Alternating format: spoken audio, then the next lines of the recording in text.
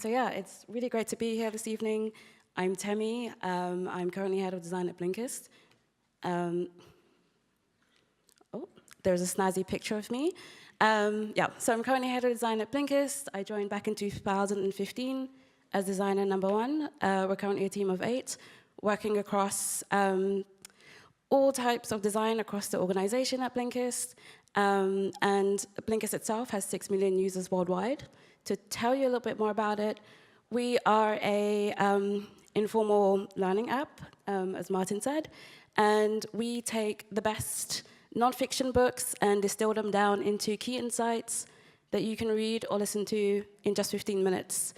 I joined back in 2015. Back then, we were a company of about 14 or 15 people, and one of the first projects that I worked on was something that we called Social.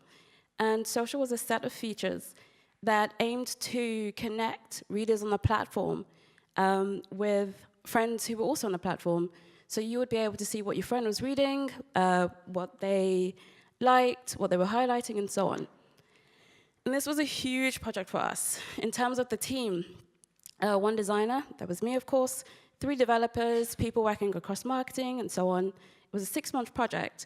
And you might look at this and think, this team isn't so big, but a company of 14 or 15 people spending 6 months on this, we really put a lot of effort into this, and we really thought this would be the next big step for us. The only problem, of course, it was a huge unvalidated bet. And what I mean by this is it wasn't problem-led at all.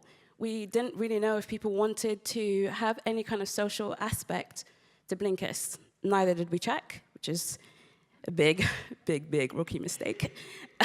We didn't check, and throughout the project, we didn't really do much to check in with our customers and find out if this was something that they were even desiring. So, in a nutshell, we done goofed. And what I mean by this is adoption rate was 1%, and I like to think of that the other way, in that 99% of people didn't give a crap about this, weren't using it, didn't want it. So you might ask then, why did we build it? Very good question. And the reason why we built it was business, purely. We thought, as I said, this would be a great step for us, but we really didn't do our due diligence. So we produced something that we later on ended up scrapping. And I'm not sure how many of you are Blinkist users here, but if you go into the app today, you will definitely not see any trace of Social, scrubbed clean like it never happened in the first place. So we learned a lot of lessons by doing this project. And in 2016, we released this. And this is Autoplay for audio. Autoplay was simply a one-tap functionality on the player screen where the user was able to pull in a stream of books from library. So prior to this feature, they would have to listen to just 1 book at a time.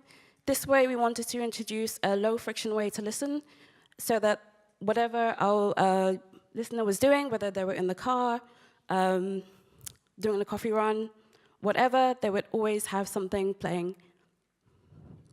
And as a feature, it did pretty phenomenally for us. So a 46% increase average duration of audio sessions. And on top of that, 30% increase average monthly audio sessions. And when I think back between 2016, or 2015 even, and 2016, one key thing stood out for me in terms of why this project did way better than the project that we did for Social. And I believe it really came down to intuition. Intuition being the ability to understand something instinctively without the need for conscious reasoning. And for us as designers, I like to think of intuition in this kind of way. So it's not something that is purely pulled from the sky. In fact, it's made up of our education, so our formal training. It's made up of what we learn on the job, solving other problems, the successes that we have, and of course the failures, and what that teaches us about learning, what that teaches us about solving problems well. And it's made up of our experience as users of other products and seeing how designers solve for problems that, that exist in their own industries. And intuition is wonderful because when we start a new project, when we're faced with a new problem, it gives us a base of knowledge from which to draw upon, so that when we are thinking of the way to solve something, we're not starting from cold each time. We have a base level of knowledge that we can pull from. But it's not foolproof, right? Intuition is great, but it is, by nature rather, quite subjective. And when we're solving problems for real users, we want to make sure that we are not doing something that is purely subjective, but we want to be able to validate it. And there are a couple of ways that we can do that. So first thing you can do, invalidate your hunches early. And there are two pretty solid ways in which to do this. Firstly, qualitative feedback. So actually speaking to people, maybe you've done research before and there's something in previous research that signifies that the hunch that you have about the problem might exist. If you have a customer support team, these guys are really fabulous to use in terms of understanding what they know. They speak to customers all the time. They have their own level of knowledge about what the pain points are in your product or in your service. You can also, for example, launch new research. Maybe you want to evaluate your service, or you want to dive deeper on an issue that you think might exist. Then there are, of course, quantitative data. So similarly to customer support, perhaps you have a business intelligence team who will be able to run specific queries for you. And using your intuition, you're able to add some context to that hard data.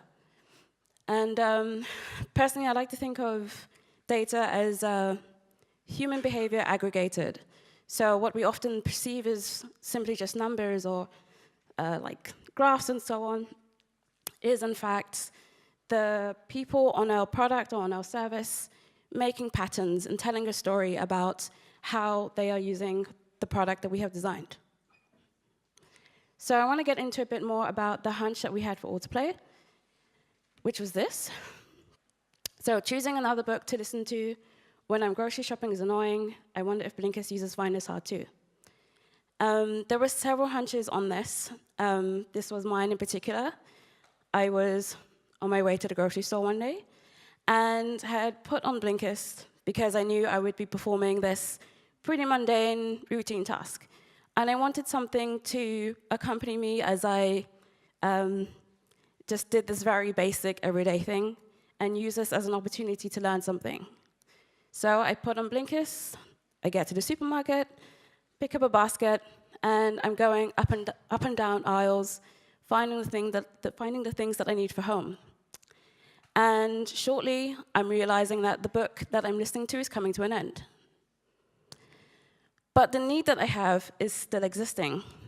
The fact that I'm still grocery shopping, but still want to use this as an opportunity to learn is still there. So now I have two choices. I could simply continue and be a little bit frustrated that I don't get to learn in this moment, or I could put this heavy basket of groceries down, take my backpack off, unzip my backpack, get my phone out of the bag, unlock the phone, tap on Blinkist, go to library. Then I'm in this whole cognitive load wave where I need to decide what am I in the mood to listen to now. Decide on a book, tap that book, press play, lock the phone, put the phone back in the bag, zip my backpack up, put the backpack back on, pick up the basket of groceries, and be on my way. And it seems really exaggerated and really long, but these are really the steps that are involved. And after a few kind of scenarios like this in my own personal life, I began thinking, are our customers having this kind of frustration too? And so that kind of led us to performing these steps, to speaking to users, to looking at our analytics. And our process kind of looks like this. So we have that hunch. Then we spend the time investigating it, looking at the data that we have, speaking to customers, and then we'll move on to hypotheses, which is the second thing that I believe you should do. So think in hypotheses. And hypotheses in nature are shareable, testable ideas.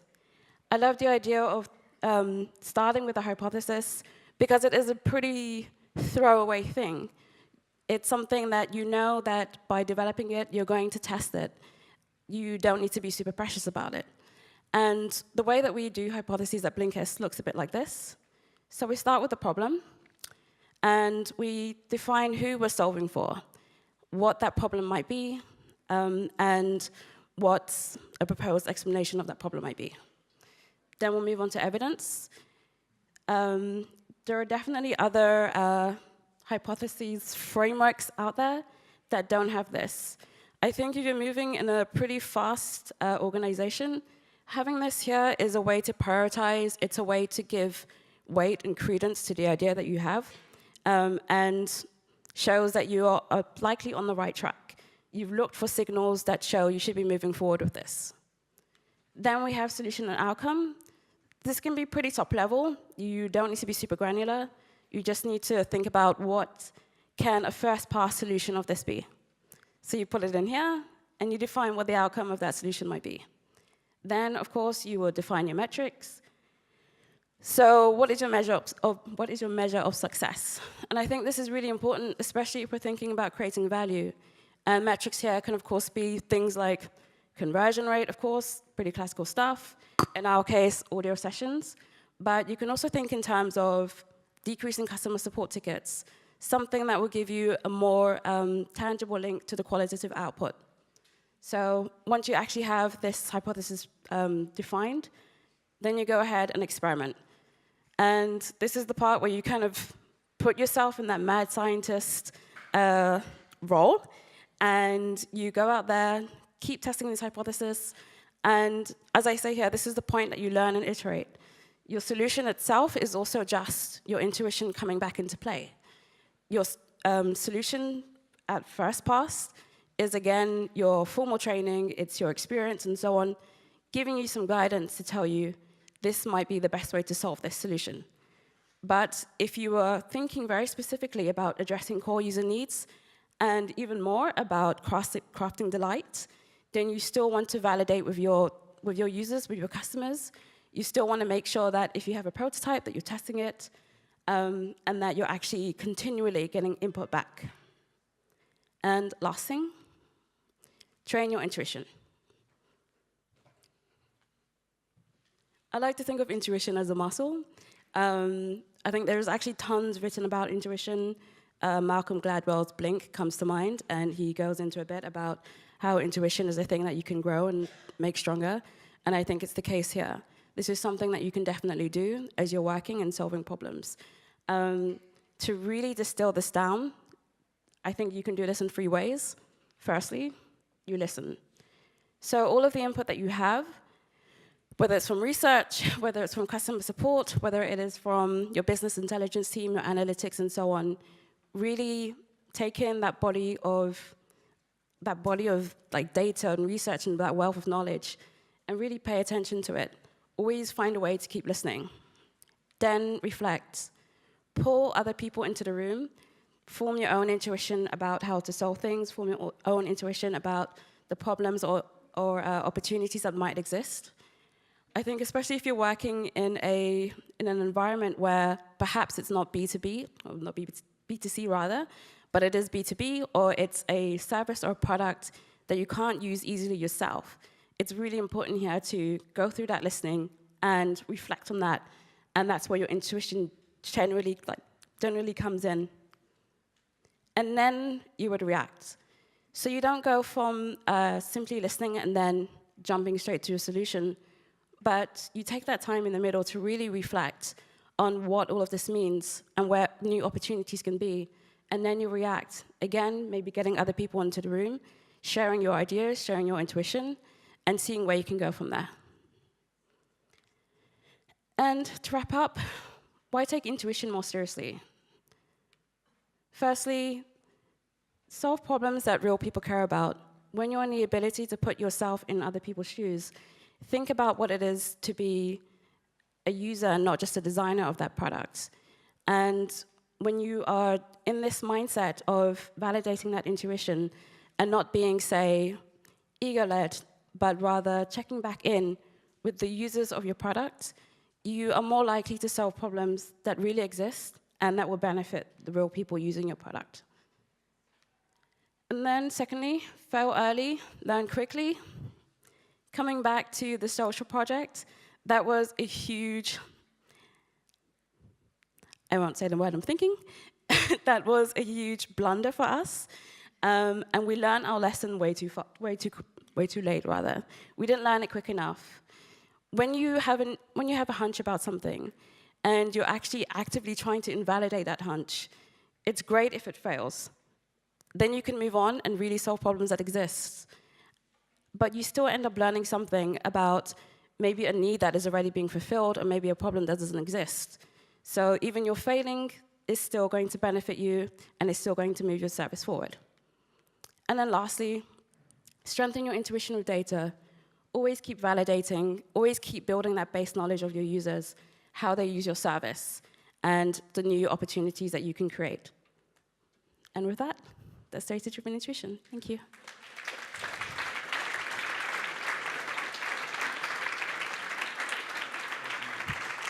Thank you so much.